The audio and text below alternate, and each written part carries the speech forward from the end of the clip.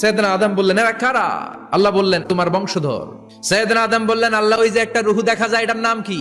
এটা তোমার ছেলে দাউদ, সে দুনিয়াতে নবী হয়ে আসবে। সাইয়েদনা আদম বললেন, মাবুদ, আমার ছেলে দাউদের কত বছর হায়াত আপনি দিয়েছেন? আল্লাহ বললেন, মাত্র 40 বছর। সাইয়েদনা আদম বললেন, মাবুদ, এত ফুটফুটে সুন্দর আমার ছেলে দাউদ, মাত্র 40 বছর দিলেন কেন? আল্লাহ, আপনি বাড়ায় দেন, আল্লাহকে বাড়ানো যাবে না, লেখা হয়ে গেছে। সাইয়েদনা আদম বললেন, আমার 1000 বছর থেকে 60 বছর আমি আমার ছেলেরে দিয়ে দিলাম। আর আদম আলাইহিস সালাম পেয়েছিলেন 1000 বছর, 60 কমে গেলে রইল কত? 940 বছর পৃথিবীতে থাকার পরে মালাকুল মাউত চলে এসেছে, এসে বলল, জিইতু আন আকবাদা রূহাক, রূহ কবজ করতে আসছি। আদম আলাইহিস সালাম বললেন, রূহ কবজ করতে আসছো মানে? আমি বাঁচবো 1000 বছর।